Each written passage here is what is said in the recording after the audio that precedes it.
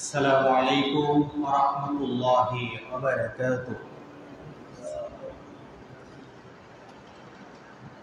إن الحمد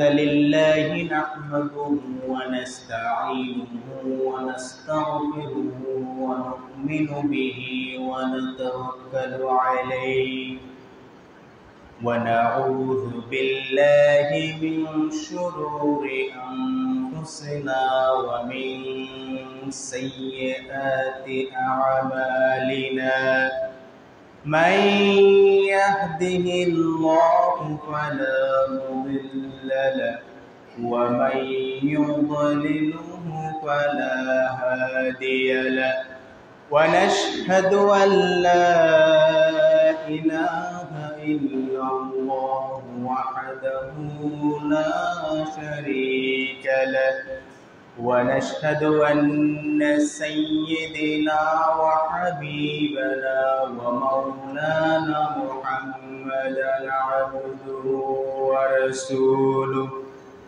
الذي أرسله بالحق بشيرا ونصيرا وداعيا إلى الله بإذنه وسراجا منيرا فقد قال الله تعالى في كلامه المجيد وفرقانه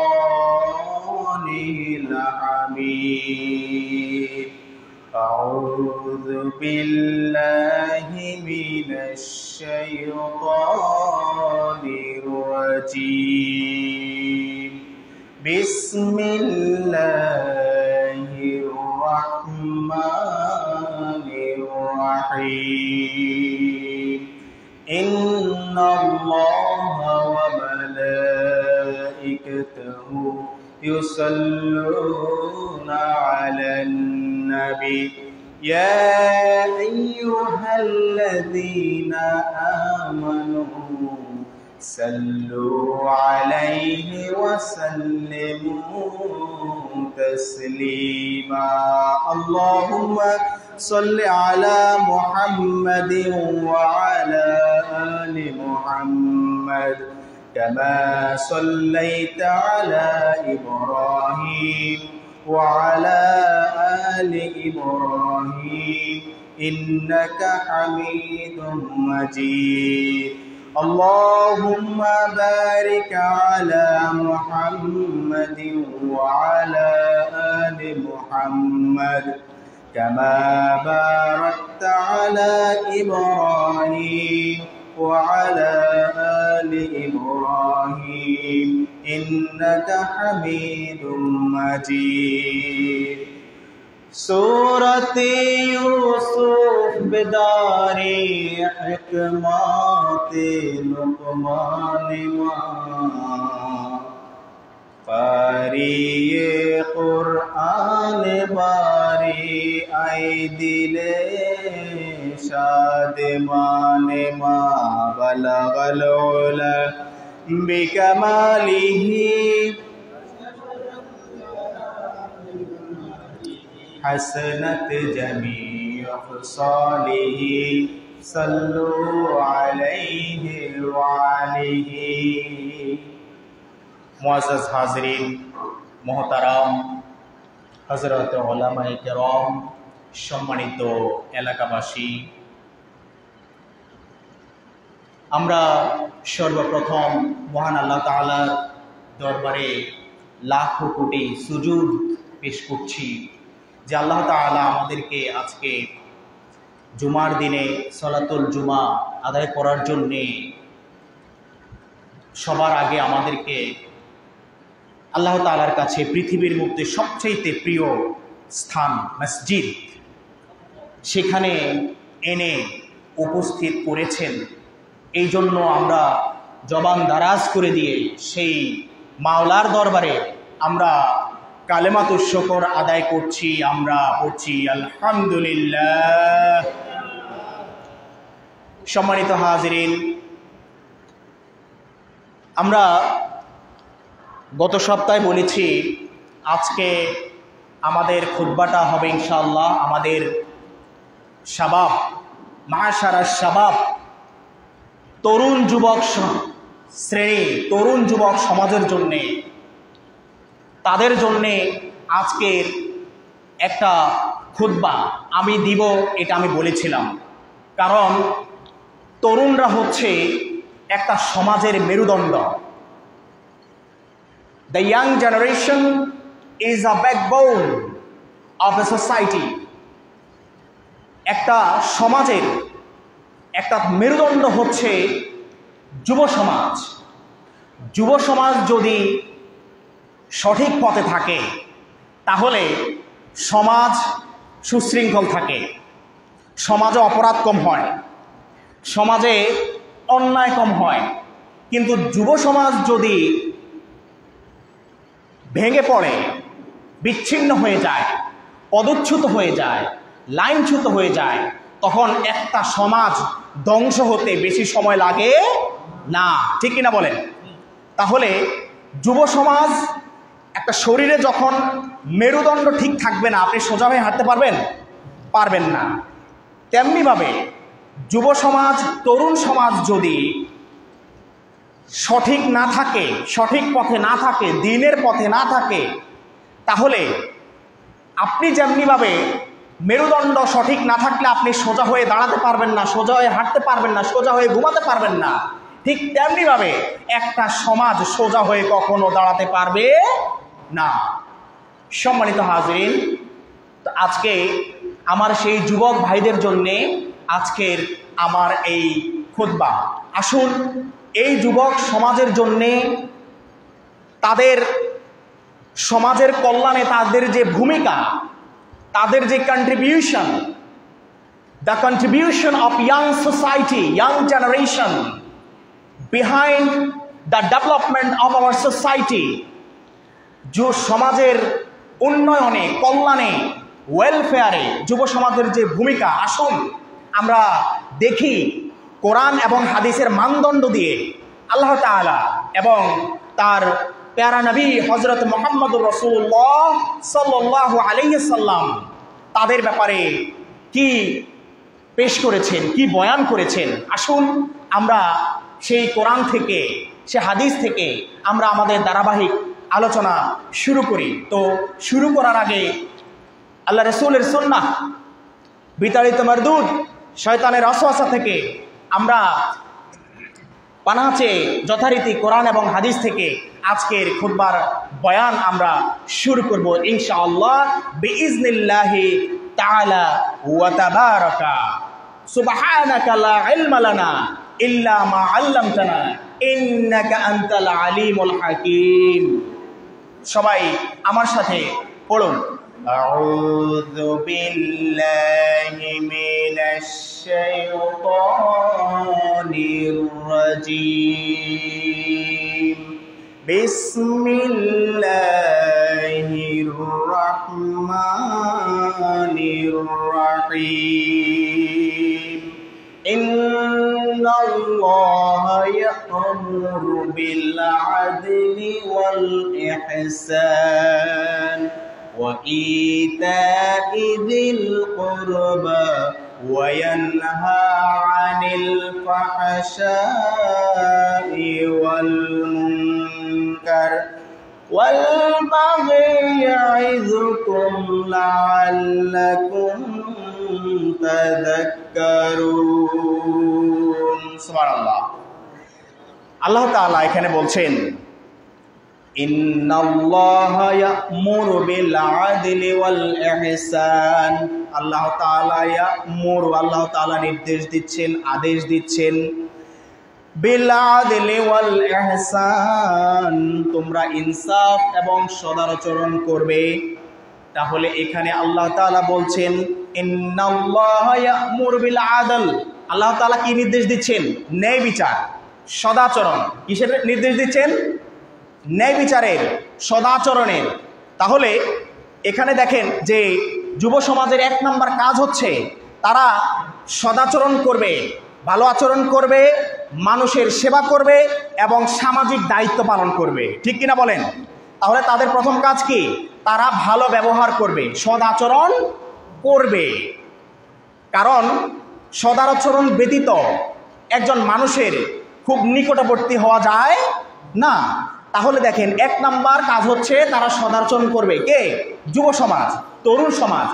2 number কাজ হচ্ছে তারা মানব সেবা করবে, মানুষের সেবা করবে, মানুষের পাশে দাঁড়াবে। তারপরে 3 নাম্বার কাজ হচ্ছে তাদের সামাজিক দায়িত্ব পালন করবে। সামাজিক দায়িত্ব পালন কি?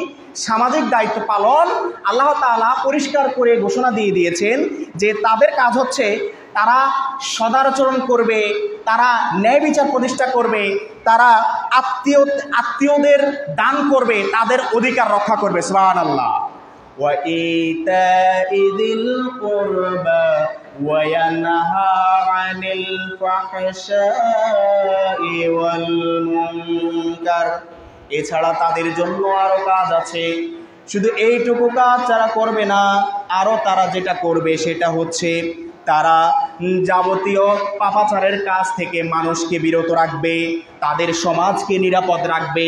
তাদের সমাজে যখন তারা দেখবে কোনো অন্যায় কাজ, গুনাহের কাজ, গুমরাহের কাজ হয়, ওয়ায়ানহা আনিল ফাহশাই ওয়াল মুনকার, যাবতীয় যত অন্যায় কাজ, পাপের কাজ রয়েছে সেসব কাজ থেকে যুবকেরা প্রতিরোধ করে দাঁড়িয়ে যাবে। সুবহানাল্লাহ। তাহলে দেখেন, আল্লাহ তাআলা বলে দিচ্ছেন যে তোমরা তো ন্যায় বিচার প্রতিষ্ঠা করবে, ইনসাফ কায়েম করবে, আত্মীয়দের সাথে সম্পর্ক রক্ষা করবে, আত্মীয়দেরকে বেশি বেশি দান সৎকা করবে, এটা তো আছেই। দ্বিতীয়ত তোমরা যেটা করবে, যখনই দেখবে কোনো জায়গায় কোনো অন্যায় কাজ হচ্ছে তখনই ঐক্যবদ্ধ হয়ে সেখানে সবাই দাঁড়িয়ে যাও। তাহলে সেখানে কোনো অপরাধ হতে পারবে? কোনো অপরাধ হওয়ার কোনো সুযোগ নাই। وَيَنْهَى عَنِ الْفَحْشَاءِ وَالْمُنكَرِ وَالْبَغْيِ يَعِظُكُمْ لَعَلَّكُمْ تَذَكَّرُونَ। আর আল্লাহ তাআলা তাদেরকে আদেশ দিচ্ছেন, তাদেরকে এখান থেকে উপদেশ গ্রহণ করার জন্য বলছেন, যাতে করে তারা এখান থেকে উপদেশ গ্রহণ করতে পারে। কোত্থেকে? কোরআন থেকে। কোত্থেকে? কোরআন থেকে। তাহলে যুব সমাজকে উপদেশ গ্রহণ করতে হবে কোত্থেকে বলেন? কোরআন থেকে। ঠিক কিনা বলেন? লিল্লাহি তাকবীর, আল্লাহু আকবার। সম্মানিত হাজিরিন, তাহলে দেখেন, যুব সমাজের 1 নাম্বার কাজ হচ্ছে তারা সমাজের সবার সাথে সুন্দর একটা আচরণ দিয়ে, একটা ভালো আচরণ দিয়ে, একটা ব্যবহার দিয়ে তারা তাদের কাছে যাবে। দ্বিতীয়ত কাজ হচ্ছে তারা সবার জন্য ন্যায় বিচার প্রতিষ্ঠা করবে। কোনো জায়গায় যদি কোনো ধরনের অন্যায় ঘটে থাকে তাহলে তারা সবাই মিলে ঐক্যবদ্ধ হয়ে সেখানে তারা ন্যায় বিচার প্রতিষ্ঠা করবে, যাতে করে যিনি অত্যাচারিত, যিনি ভিকটিম, যিনি পরিস্থিতির শিকার হয়েছেন, তিনি কোনো অবস্থাতেই ওই অতিরিক্ত উল্টো আরো কোনো অন্যায় অবিচারের শিকার না হন। যুব সমাজ সেখানে দাঁড়িয়ে যাবে তার পক্ষে। কার পক্ষে? মজলুমের পক্ষে। কার পক্ষে? মজলুমের পক্ষে। তাহলে সমাজের মধ্যে যুব সমাজ কার পক্ষে থাকবে বলেন? মজলুমের পক্ষে। যিনি অত্যাচারিত, যুব সমাজ তাদের পক্ষে থাকবে। আমি আগেই বলেছি, যুব সমাজ হচ্ছে একটা সমাজের মেরুদণ্ড। আমরা এই মেরুদণ্ডকে শক্ত করে দাঁড় করিয়ে রাখতে চাই ইনশাআল্লাহ। তাহলে সম্মানিত হাজিরিন, আল্লাহ তাআলা এখানে বলছেন যুব সমাজের আরো কাজ। তারা কি করবে? তারা ন্যায়ের কাজে মানুষকে ডাকবে, আহ্বান করবে, আর অন্যায় কাজে সবাইকে কি করবে? নিরুৎসাহিত করবে। সবাই মিলে যখন দেখবে কোনো অত্যাচারী, কোনো দুষ্কৃতিকারী, কোনো অন্যায়কারী নিষেধ না শুনে অন্যায় অব্যাহত রেখেছে, তখন যুব সমাজের কাজ হচ্ছে সীসাডালা প্রাচীরের মতো সবাই মিলে ঐক্যবদ্ধ হয়ে সেই জালেমের বিরুদ্ধে দাঁড়িয়ে যাওয়া। ঠিক কিনা বলেন? তাহলে দেখবেন সমাজ থেকে অন্যায় কাজগুলো, পাপের কাজগুলো দ্বিতীয়বার হওয়ার মতো আর কোনো সুযোগ থাকবে না। সম্মানিত হাজিরিন, এই জন্য উপদেশ আল্লাহ তাআলা বলছেন যে ওয়াইতাইজিল কুরবা ওয়া ইয়ানহা আনিল ফাহশাই ওয়াল মুনকার ওয়াল বাগি ইয়াইযুকুম লাআল্লাকুম তাযাক্কারুন। এই জন্য এগুলো তাদের জন্য উপদেশ, যাতে করে আমার থেকে তারা, আমার কোরআন থেকে, আমি আল্লাহ থেকে তারা যেন উপদেশগুলো গ্রহণ করতে পারে। সম্মানিত হাজিরিন, এরপরে আসেন যে যুব সমাজের এরপরের স্টেপ কি হবে, এরপরে তাদের ভূমিকা কি হবে। তারা ন্যায় প্রতিষ্ঠা এবং অন্যায়কে তারা প্রতিরোধ করে দেবে। তারা কি করবে? ন্যায় প্রতিষ্ঠা করবে, অন্যায়কে কি করবে? প্রতিরোধ করবে, অন্যায়কে প্রতিরোধ করবে, থামিয়ে দেবে, কোনো অবস্থাতে যাতে অন্যায়কারী সমাজে কোনো সুযোগ না পায়। আল্লাহ তাআলা সূরা আল ইমরানের বলছেন, ওয়ালতাকুম মিনকুম উম্মাতুন ইয়াদউনা ইলাল খায়র ওয়া ইয়া'মুরুনা বিল মা'রুফি ওয়া ইয়ানহাউনা আনিল মুনকার ওয়া উলাইকা হুমুল মুফলিহুন। তোমাদের মধ্য থেকে একটা দল বেরিয়ে যাবে। ওয়ালতাকুম মিনকুম উম্মাতুন, তোমাদের মধ্য থেকে একটা দল। একটা দল কারা? যুব সমাজ। সুবহানাল্লাহ বলেন। একটা দলকে যুব সমাজ। কারণ সম্মানিত হাজিরিন, আল্লাহর রাসূল বলেছেন বেহেশতে কোনো বুড়ো আর কোনো কালো মানুষ যাবে না। কি একটু মন খারাপ হয়ে গেছে না? আল্লাহ রাসূল কি বলেছেন? বেহেশতে, জান্নাতে কোনো কালো মানুষ আর কোনো বুড়ো মানুষ যাবে না। এখন আমার মুসল্লি ভাইদের মধ্যে এই যে সামনের কাতারে যারা আছেন, ওনাদের অধিকাংশই বুড়ো মুরব্বী। এখন ওনাদের জন্য তো একটা দুশ্চিন্তার বিষয়। হাই হাই বলে কি, তাহলে তো আমাদের জন্য একবারে খুব খুবই সিরিয়াস অবস্থা। আল্লাহ রাসূল যেহেতু বলেছেন কোনো বুড়ো মানুষ কি বেহেশতে যাবে না, কোনো কালো মানুষ বেহেশতে যাবে না। এখন আমার আলহামদুলিল্লাহ আমার সভাপতি সাহেব, উনি আমরা ন্যাচারালি যেটাকে একটু কালো মনে করি, এখন উনি তুলনামূলক অন্যদের চেয়ে একটু কালো। এখন উনিও হয়তো একটু দুশ্চিন্তা পড়ে গেছেন। না, এখানে দুশ্চিন্তার কোনো কারণ নাই। আসলে আমরা ক্লিয়ার করে দিই। আল্লাহ রাসূল বলছেন যে আল্লাহ পাক কোনো বুড়োকে, কোনো কালো মানুষকে বেহেশতে নেবেন না। আল্লাহ তাআলা যাদেরকে বেহেশতে নেবেন, ওই বুড়ো মানুষ যদি বেহেশতে যাওয়ার মতো উপযোগী হয়, তার মধ্যে যদি সেই কোয়ালিটি থাকে, আল্লাহ তাআলা তার যুবক বয়সে 30 থেকে 35 বয়সের টকবগে যুবক করে তাকে বেহেশতে নেবেন। সুবহানাল্লাহ। আর আপনি যদি বেহেশতের জন্য কোয়ালিফাইড হন, উপযুক্ত হন, আল্লাহ যদি সিদ্ধান্ত নেন আপনাকে বেহেশত দিবেন, জান্নাত দিবেন, আপনার যদি কৃতকর্ম দিয়ে, আপনার কাজকর্ম দিয়ে যদি আপনি আল্লাহকে সন্তুষ্ট করতে পারেন এবং জান্নাত যদি নিশ্চিত করতে পারেন, তাহলে আপনি বেহেশতে কালো মানুষ হয়ে যাবেন না। আল্লাহ তাআলা আপনাকে সেখানে জান্নাতের নূরে মুনাওয়ার করে দিবেন। সুবহানাল্লাহ। তাহলে আসেন, আমরা ক্লিয়ার হয়ে গেলাম যে আমরা যারা এখানে মুরব্বী আছি, আমাদের দুশ্চিন্তার কারণ নাই। আমাদের এটা মনে রাখতে হবে যে আমার কর্ম যদি ভালো হয়, সৎ হয়, তাহলে আল্লাহ তাআলা, আমি যুবক বয়সে যেমন ছিলাম, আল্লাহ তাআলা এর চেয়ে অনেক বেশি সুন্দর করে আমাকে বেহেশতে প্রবেশ করে দিবেন। সুবহানাল্লাহ। তাহলে দেখেন এখানে কত সুন্দর করে আল্লাহ রাসূল বয়ান করছেন যে আল্লাহ তাআলা যুবকদেরকে এত পছন্দ করেন, তরুণদেরকে এত পছন্দ করেন যে তিনি তরুণরা, যুবকরা যখন যুবক বয়সে থাকে, 30-35 বয়সে, তখন কিন্তু অনেক এনার্জেটিক থাকে, অনেক শক্তিশালী থাকে, তাদের শরীরে অনেক স্ট্যামিনা থাকে, তখন তারা যে কোনো কাজ সুন্দরভাবে করতে পারে, তাদের স্মরণ শক্তি ঠিক থাকে, তাদের ব্যালেন্স ঠিক থাকে। কিন্তু মানুষ যখন বৃদ্ধ হয়ে যায় এবং শিশু অবস্থা থাকে, তখন এই দুই অবস্থায় মানুষের ব্যালেন্স পুরোপুরি থাকে না। শুধুমাত্র যুবক বয়সের ইবাদত আল্লাহ তাআলার কাছে সবচেয়ে বেশি পছন্দ। এখন কি মুরব্বী যারা আছেন তারা কি ইবাদত ছেড়ে দিবেন? না, ইবাদত ছাড়বেন না। তবে যুবক বয়সে আপনি যে ইবাদতটা করেছেন, আল্লাহর কাছে সবচেয়ে বেশি গ্রহণযোগ্য হচ্ছে সেই ইবাদত। তো সম্মানিত হাজিরিন, এই জন্য আমার যুবক ভাইয়েরা, ওনারা হচ্ছেন আমার সমাজের অনেক বড় একটা রত্ন, অনেক বড় একটা সম্পদ। ওনারা যদি সঠিকভাবে থাকেন, সঠিকভাবে সমাজের ইতিবাচক পজিটিভ দায়িত্ব নেন, তাহলে একটা সমাজ পরিবর্তন হতে সময় লাগে না। সম্মানিত হাজিরিন, এজন্য আল্লাহ তাআলা বলছেন, কি বলছেন?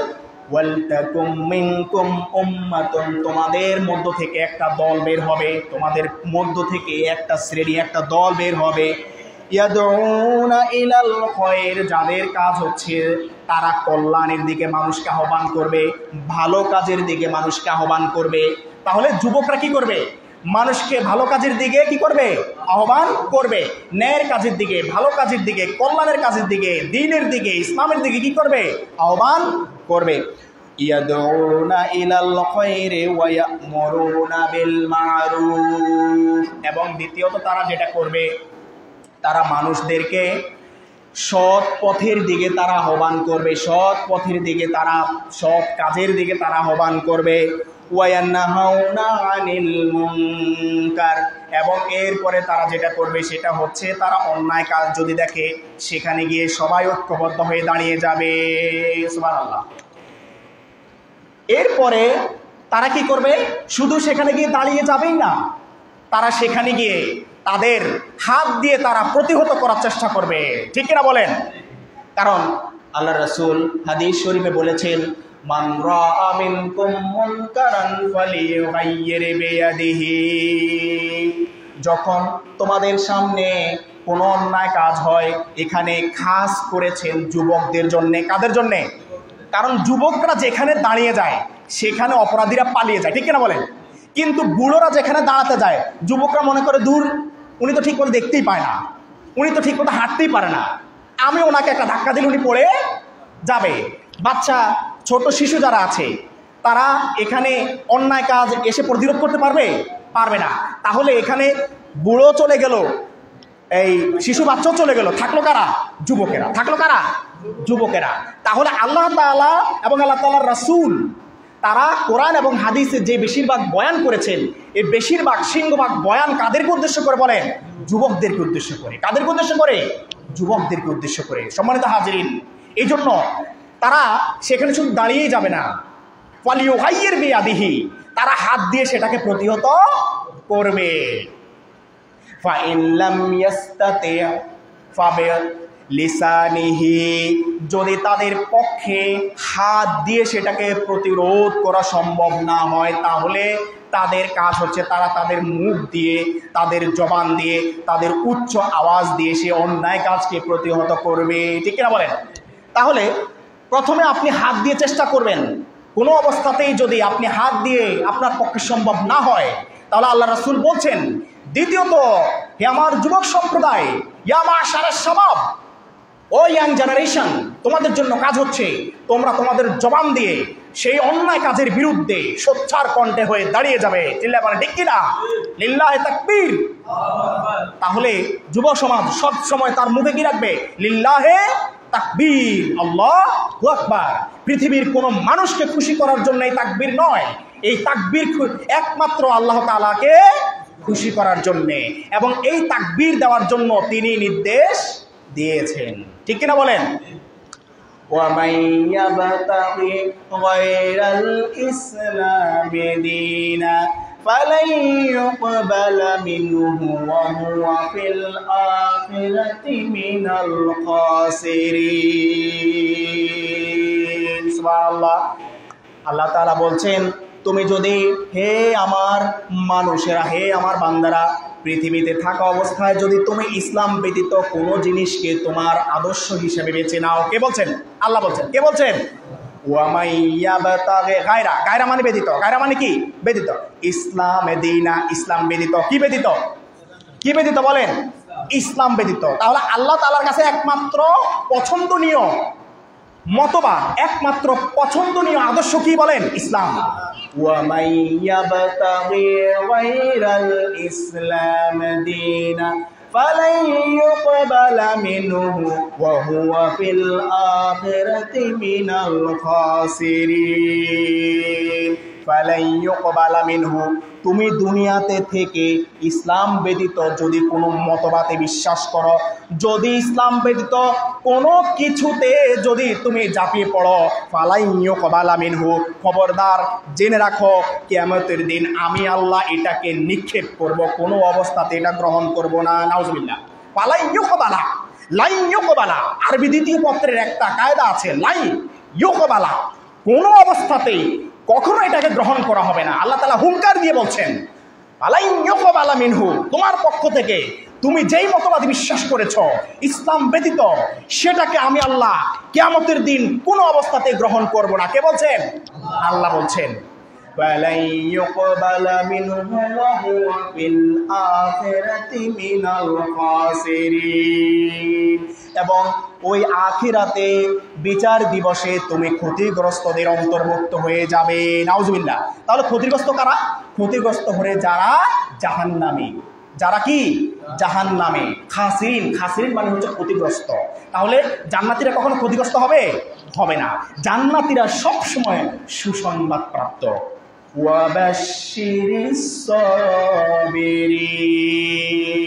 আল্লাহ বলছেন যে যারা ধৈর্যশীল তাদেরকে সুসংবাদ দাও। তাহলে ধৈর্যশীলরা কি জান্নাতি হবে? আল্লাহ বলছেন তাদেরকে কি দাও? সুসংবাদ দাও। তাহলে জান্নাতীদের জন্য সুসংবাদ আর জাহান্নামীদের জন্য দুঃসংবাদ। তারা মানে কেন দুঃসংবাদ? কারণ তারা কিয়ামতের দিন কি হবে? ক্ষতিগ্রস্ত হবে। কে বয়ান করছেন? আল্লাহ। আমি জাস্ট শুধু আপনাদের সামনে এটাকে আমি তর্জমা করে দিচ্ছি, এটাকে তাফসির করে দিচ্ছি, আলোচনা করে দিচ্ছি, কিন্তু বয়ান কার? আল্লাহ। এই জবান যতদিন পর্যন্ত থাকবে এই দুনিয়াতে আল্লাহ তাআলা যেন আল্লাহ তাআলার কোরআনের কথা এবং তার রাসূলের হাদিসের কথাকে যেন সবার মধ্যে ছড়িয়ে দিতে পারি, আল্লাহ তাআলা আমাকে সেই তৌফিক দান করুন। সবাই বলেন আমিন।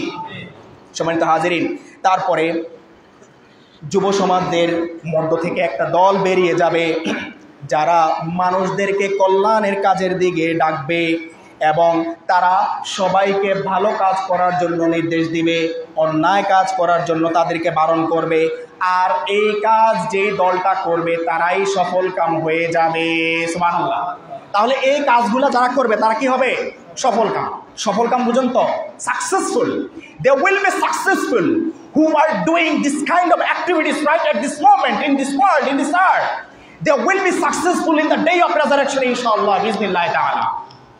তাহলে আসুন যে আপনি যদি এই কাজগুলা করেন দুনিয়াতে বসে, আল্লাহ তাআলা যেই শ্রেণীর কথা বলছেন, যেই দলের কথা বলছেন, ওয়ামাইয়াদউ, যারা ডাকবে, ওই শ্রেণীর মধ্যে আমার যে সমস্ত যুবক ভাইরা থাকবে আল্লাহ তাআলা তাদের জন্য কিসের সুসংবাদ দিচ্ছেন বলেন তো? সফল কামের। তারা কি হয়ে যাবে?